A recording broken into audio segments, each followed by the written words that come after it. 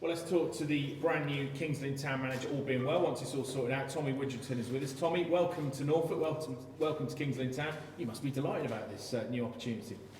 Yeah, I am. And when I was contacted about it, I hesitated not and said, yes, I want to have a chat with the chairman, and I had the chat. And as you say, it's happened very, very quickly. I'm delighted. You know, it's a part of me that I haven't been doing a lot of in the last sort of recent history, but it's something I'm very, comfortable doing. I've managed football clubs, I've managed managers to manage football clubs, and I've sometimes not quite managed managers to manage the football club well enough. But I think as long as there's a clear pathway between the top of the club through the football department, then I can't see the way that I work won't work here. Why did Kingston Town jump out at you? Obviously, they are towards the bottom of the National League. There's a big job on to keep them in the National League. What did you think about when you decided to take the job?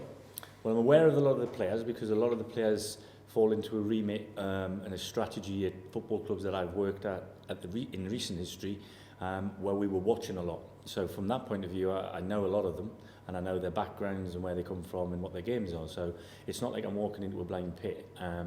I've seen the team play recently by quirk of fate, not by design actually, but I was at the game here at the Walk, so I've had recent vision of them, and then obviously this morning I've seen for my own eyes that there's plenty enough talent in there, and I'll never talk about people's jobs before me or after me, because they're decent people and they're professional people, and I'm professional enough to know that the season for Kingston Town starts now, as far as I'm concerned. Absolutely, big game tomorrow. I don't think you're going to be in the dugout tomorrow. Is that true? Are you going to be kind of on a watching brief tomorrow? Are you going to keep me out of it? Yeah, well, I'll tell you exactly. You just tell us exactly what you think. Yeah. Well, I'll certainly be here, and I'll certainly be having an influence, I hope, and that's what's required. Simple as that. There needs to be a change of mentality, possibly, focus. Definitely for some people, and I think there needs to be a unity, which I'm not suggesting there was a split or anything like that, but there needs to be a unity through the football club, and that means from the top of the club, to my right, all the way through to the people who pay their hard-earned money to come and watch. They want to be entertained, but they want to win football matches, and that's what I'm in the business of wanting to do here at Kings Lynn. And I'm sure you know Paul Bastock. Is he someone you're going to be keeping with you at the club? Have you decided about assistants and what have you? I have ideas for that.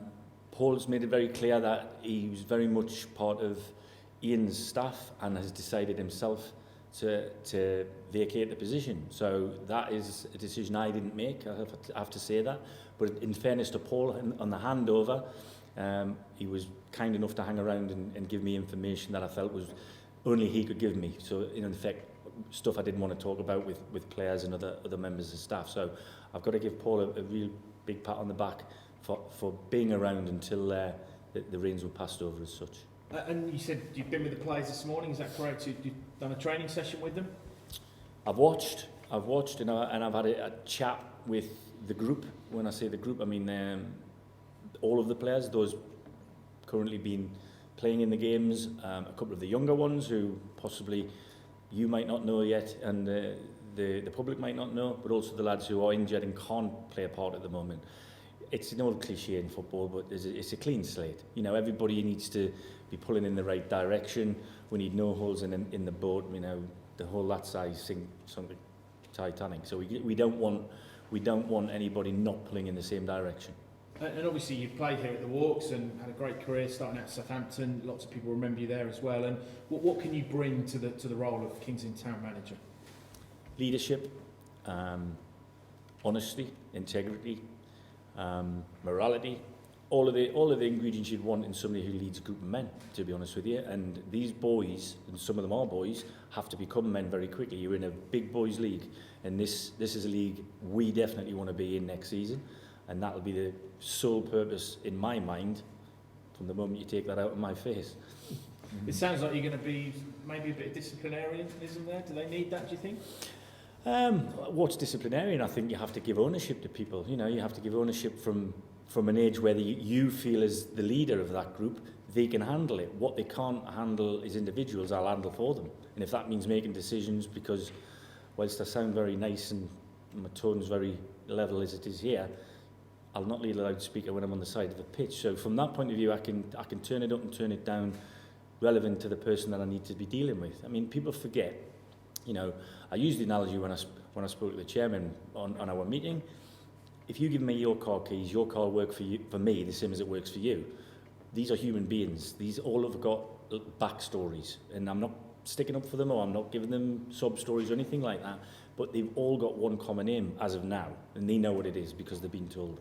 And bearing in mind you've got the man with the chequebook sat to your right, there be plenty of recruitment, do you think, because you have been in player recruitment in your career as well? Well, I'd say that's one of the, I would assume that was one of the attractions of the football club to me and me to them, because ultimately I've seen the work that they've done in their own recruitment, and just because the performance on the football pitch hasn't been what everybody wants and expected from the recruitment doesn't mean the recruitment was bad. It depends how the recruitment. I'll have to have a look at how the recruitment was done, who did it, what the due diligence was about going that, because I've been at clubs where I've left legacies people might view as not great, but that is not because of the recruitment. That might be because of the people that use that recruitment. So, you know, at the end of the day, like I said, I've put a different hat on this week that I had on last week. I was the director of League One Football Club. At this stage, I'm now a manager in the National League. I'm very familiar with the surrounding, and I can't wait to get going. And just finally from me, what's your message to the fans? They've had a tough season, the fans watching the team home and away, and there hasn't been many wins. There has been lots of success though in the last few years at this football club. What is your message to the fans? I'd say unity has to be the key word. We have to be together. We have to be rowing in the same direction. It's your town. It's your club. Okay? People who come in are custodians of your club for a period, and I will give you, as an individual, everything I can give you in terms of my knowledge, my experience, the benefit of my contacts in the game. And I know every pound the chairman spends, he'll get £1.10 back in terms of effort of the players in the building at the moment. I genuinely feel that some of the players might feel like disengaged because they haven't played as much a part, or they've been injured recently, and you know it mustn't have been a good atmosphere. I've been at football clubs where there's been bad runs, but the bad runs are habits the same as good runs are habits. And you know, there'll be a club in this division not even thinking they're going to be close to that trapdoor come April, May, but they will, because we'll be climbing the other way. We'll be having a good run at the same time. Sounds like you think you can stay up, no problem. Well, you know, there's problems, but I don't know what they are yet. As far as I'm concerned, there's a clean sheet of paper in front of me. I know I'll get the backing of the man with the chequebook, as you rightly described him. But ultimately, if we haven't got a good relationship ourselves, how can we then impart our knowledge and resources in the right way? So that'll be the first thing I'll have to say. Brilliant. Greg, over to you. Yeah, Tommy, you at the Wolves, how big a job is it in your eyes now? Well, you know what? There's 92 managers in the EFL, and there's 23 in the National League. Okay, so there's not that many managerial jobs getting banded about. Is it a big job? Yeah, it's a big job, because it's trying to be a professional football club after a period of where it's come from lower levels and reached where its pinnacle has been in terms of this league. And longer term, I would like to think that the whole of the town is big enough town to think beyond that. You know what I mean? So we need to stabilise first and foremost, but we need to turn an obvious corner. Now, if we can get to a bend very, very quickly before the corner comes up, we've got to be looking that way. We don't want to be looking that way. We've got to go forward. I don't like to use the word mess, but the club are in a mess on the field, shall I say, at the moment. What's it going to take to get out of that mess on the field? Well, I sort of touched on it before, and I think leadership, organisation, you know, a strategy and a plan. You know, if you don't plan, you prepare to fail, whatever you want to call that. That's it. It's all about that. So, and again, pulling in the same direction. I think the players, the staff, the supporters, the shareholder in general, everybody around the town will think, oh, what's happened there? And it will pique an interest. We've got to grab that peak and make it come with us. It's simple as that, because I've been at football clubs with a lot less time than what I have here, and done very, very well to turn it around to keep them in a division that they were in, that be as a player, as a coach and as a manager. So I've had successes in most clubs that I've been to, relatively speaking, whether that is promotion, survival, you know, bringing the club from a part-time situation to a full-time situation. I've done that at 2 football clubs, and I've run the whole football club. So I just see everybody, it is different. It is a curveball in terms of an appointment. I get that. People will go, who's he? They'll know my son more than they know me. So from that point of view, let them come and learn. But come and learn and support, please. In terms of relocating, is that something you've got to do? You know, are you going to be moving to the area, or? Well, at the stage of my life I am and where I live, I don't think it's required, to be honest with you. I don't live where I previously worked, if that's what you think. Right, So I'm a lot closer than you think I am. So I'll be here every day. You know, every day that we need to be here to do the work that I'll do, I'll be here. And like I said, I'm not. People will ask me, what on earth you do? Come out of a boardroom in League One and go to be a manager in the National League. The fact is, I'm a football man. That's what I am. I came out of school at 16 and moved 350 miles to take an apprenticeship at what was then a First Division club, became a Premier League club. I've never gone home, never lived back with my parents. I've been in football for 33 years. I've never been out of it. So straight away, when the opportunity came, very quickly after my last opportunity was curtailed for one reason or another, then I had no hesitation in being, right, I can put that hat on, I'll do that. What were your memories? You've played here before, Yeah. haven't you? With Salisbury, I think. I was player manager at the time, player coach. What are your memories of when you came here and Kings Lynn as a club? Well, the only time I played was in a competitive game here, I won. So that's a good start. We beat you 3-1. And at the time, I never forget this. I remember sitting on the bus on the way home, and it was a long way home back to, then I was living in Southampton, and so it was Wiltshire where we were going back to with Salisbury. And Nick Holmes was the general manager at the time, and I remember turning to Nick and went, oh, what a great set of fans. And I'm not just saying that, that's true. It was rammed. It was either a bank holiday Monday or a Tuesday evening. And we brought a few because we were running away with the league at the time, and we ended up winning the league. But you were really close with us for a period in the Southern League it was then. I actually moved out of League One then to go to come to Kings Lynn as a player in the Isthmian League. So the drop from League One to the National League is nowhere near as close as the drop from Port Vale to Salisbury as a player. So maybe I'm getting better.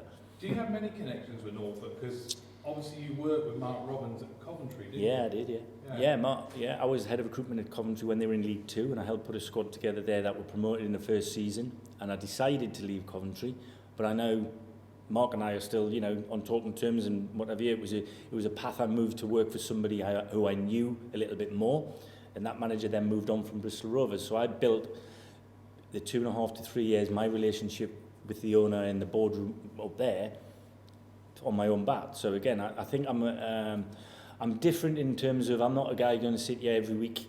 I'll be sitting here in a tracksuit most Fridays if you want to have a chat, but on a Saturday you'll see me more dressed like this because I feel that's what's required. They need somebody who they can go, well, hold on, he's here. That's one of them sort of things then, and that's where it is.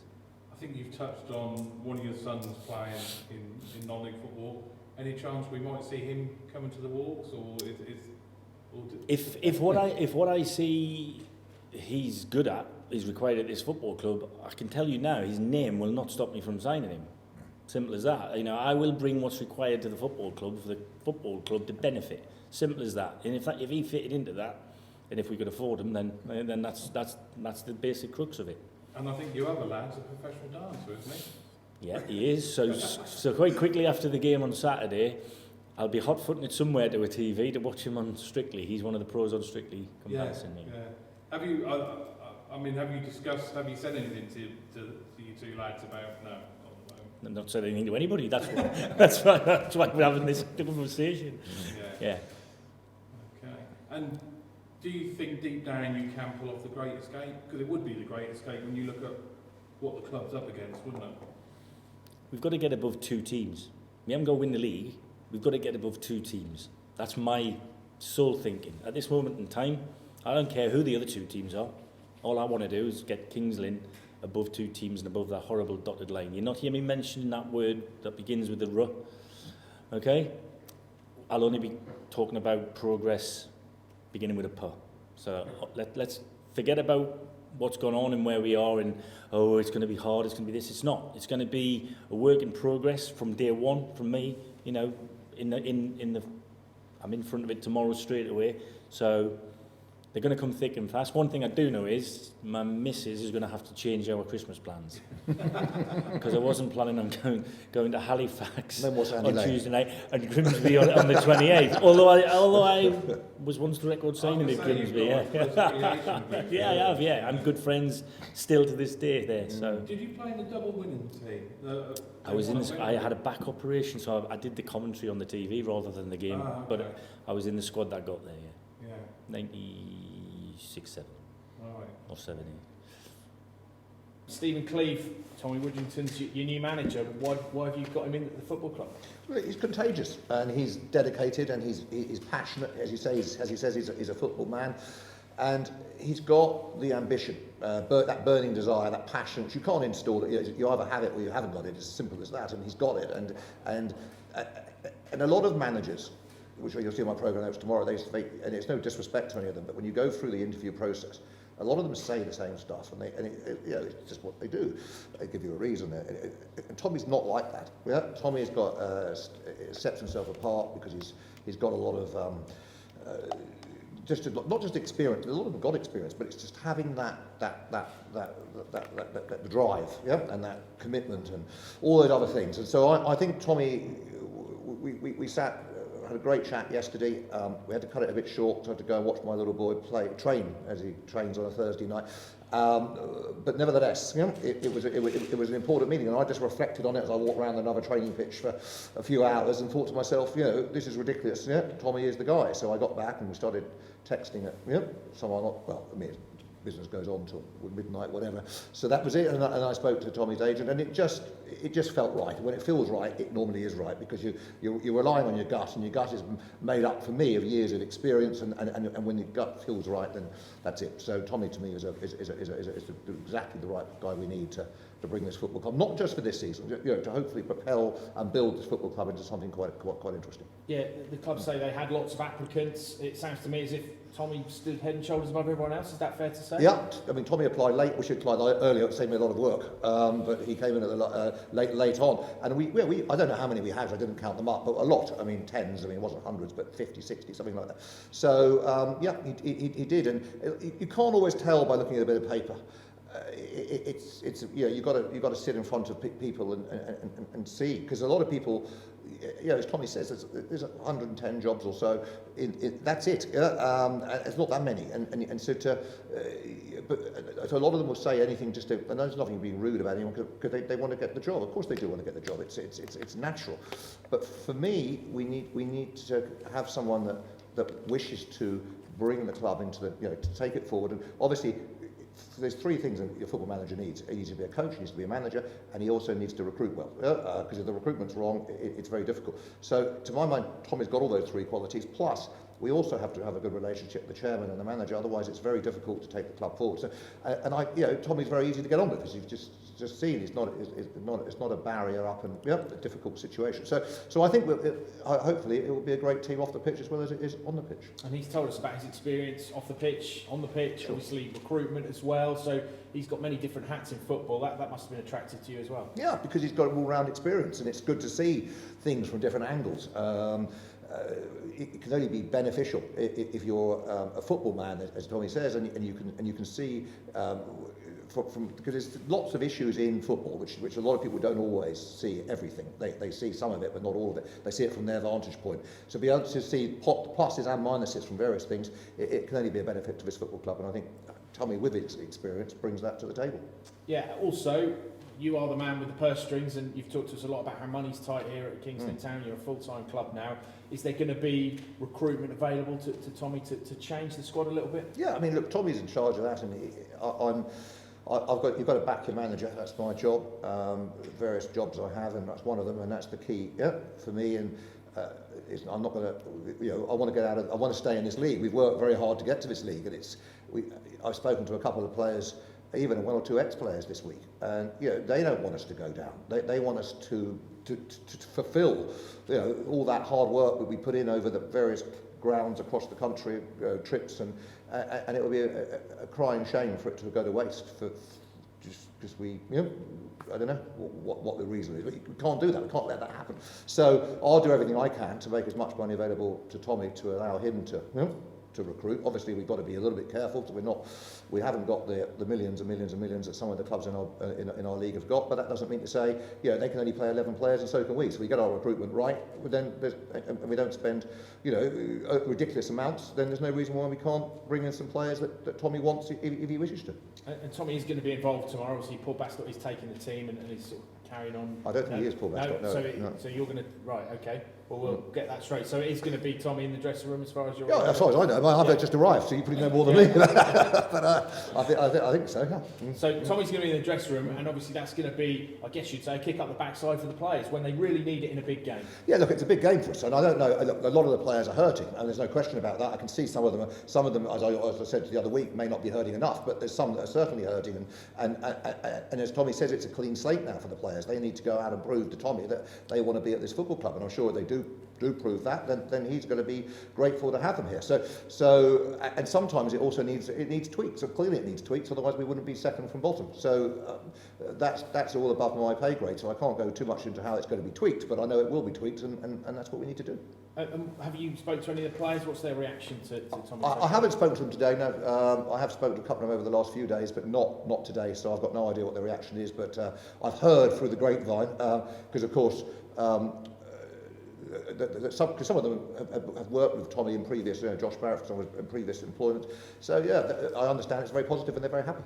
And just on the game tomorrow, you'll want a full house here, as you always do. Of course. It's a huge game, and it is must win, isn't it? It's a proper 6 pointer. Yes and no, it's must win. It's a massive game. It's a 6 pointer, of course. They have to win it, and we obviously, if we do win it, narrows that gap. But the reality is we'll go out and give it our best shot, and I think as long as we put 110% in on the pitch, there's no reason why we can't win it. I mean, we're a decent football team. We're just not quite. We're not quite doing it. Yeah, and that can be changed. And I think if we do win tomorrow, great. And if we don't, well, there's no reason why we can't go and beat a bigger club. If you look at Wealdstone, they've beaten Grimsby this year. They've drawn away at Wrexham. So and they're a part-time football club. So if they can do it, there's no reason why we can't do it. And just finally, Tommy himself touched on the kind of disciplinary side of things, making sure players are doing what their jobs are. I guess you'd back that up and say perhaps those players need a little bit of that from the season they've had so far. Yeah, I don't know. I mean, look, I'm not a football manager. I haven't got experience in that. So there obviously are things that Tommy will see which I won't see. So I think he's the man to comment on those situations. But I've no doubt that anything that needs sorting will be sorted. Brilliant. Great. Okay, Mr. Chairman. I don't think we've answered the question. Is it a short-term deal? Is Tommy? I hope not. Has he signed? Has he done? I mean, is he here to the end of the season, and you review it then, or? Yeah, I mean, I think we would like it to be longer than that. Yeah. But it's all been put together very quickly, so it's it's sort of. But as I understand it, will be a couple of years. Yeah. And this season and next season, and hopefully we'll be able to make it. I mean, to my mind, I'd like it to be a longer term contract than that. I mean, there's no point. But the reality is, we just need to get on with it, and then get through to the summer, and then we'll probably sit down together and say, right, what's next, and rebase it then. Yeah, and then obviously, you want it to be a long-term project. Yeah, absolutely, absolutely. Yeah. Now we've got to build and put the. See, for me, football is no different to lots of businesses. You have to put in building blocks in place, and you then have to allow the people who you're giving those roles to build those blocks to get on with it, and let, you don't want to micromanage them. You just want to be there to help them and let them get on with actually what they need to do. So what I don't like, I'm not a great lover of change. What I mean by that, I like changing things where we, in some areas, but to keep changing staff all the time is not my idea of fun, because it takes a lot of time, B, it's quite tiring, etc. So why would we do that? So the idea really is that if we can put a project in place which excites Tommy and keeps him interested, that he thinks, this can be an interesting scenario, and aim for that league, which is what we're all is what I said on day one when we first all met outside, in a little bit better conditions than today. That's it. And though that ambition still resonates with me, and I still would like to do it, but it's not easy. But at least we'll try and give it a go. And if Tommy wants to be part of that for a long term, I'd very much like him to be so. And the club am I led to believe they've signed a put a few younger players on contract today. What we've done, we've registered a few of our younger players. I mean, obviously the Kes Academy is doing very well now, as you know, and there's a few players there. We've obviously got a lot of injuries, which hasn't made life easy. So why we're not using some of that talent, which, you know, some of that's come out of league football clubs. You've got to remember that. They've moved, you know, some of them travel 30 miles to go to school, to be part of that academy. They're not just coming around the corner. So it's been always one of the things in my head. Why aren't those guys, you know, being put on the bench instead of not? So yeah, we have signed 4 or 5 of those. We've also hoped to bring in a loan player tonight from Bournemouth, which I don't know much about, so apart from his first name, I don't know his surname. But Tommy probably knows more than me. So we've got some people to come in, and we'll just see how that goes. But I think it's a great pathway and a great progression for these kids. Even if they don't get on the football pitch, it's still part of their experience. It's a whole thing, that match day experience to put up with and to learn and to know. And so that for them to have the chance of doing it, I think is great. It's been a difficult season, we all know that, and probably now you need the fans more than at any point. Have you got a message for the fans? Yeah, look, we need them here. The crowd last week was 785. The football club lost a fortune last week, a huge amount of money, and it can't keep, can't keep happening. So we've reduced the prices for the Nantwich game. We've halved them, almost. We made it was the same price when I arrived here. I think actually it's cheaper because I don't think we're charging for seats. I think the seats are the same price as the terrace against Nantwich. So what we've done is we've done everything we can as a football club to attract them in, and now we need their support to come and show the players and show Tommy what this because the passion because the passion's here in this town for the football club, and we need them here to create that atmosphere to make it a horrible place to come. I don't mean horrible in terms of not nice, but horrible in terms of from an opposition situation. They're coming and we don't want to think, oh my word, it's Kingston, that's nice and easy. We want them to not want to come here, and that's what you want. And the fans, that's it. It's all down to them to play that part. So let's hope they turn up tomorrow and support us, because we would be grateful for their support. I mean, we've seen that passion, haven't we, in the last few years? How over 4,000 here against York. Where do we all go? Yeah, I mean, they need to come back and be part of it. And you've got to, as I said the other day, it's all very easy to support a team that's winning. It's a little bit less easy to support a team that's not winning so much. And that's when a supporter comes in. And we've got lots of supporters that come. Our away support, when I first turned up at this club, was 4 or 5 people. And I knew them obviously by name, because you know who they are.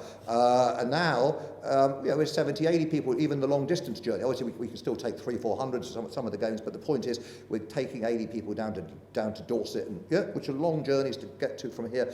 And that shows you it's here. There's a desire. The fans have the desire. They want to see a winning team, and we need them to get behind us. And we will do, and I will do everything I can to make this club, successful, which we have been. But we've had a couple of bad seasons. There's no question. Obviously, COVID killed the momentum of it all, which hasn't helped.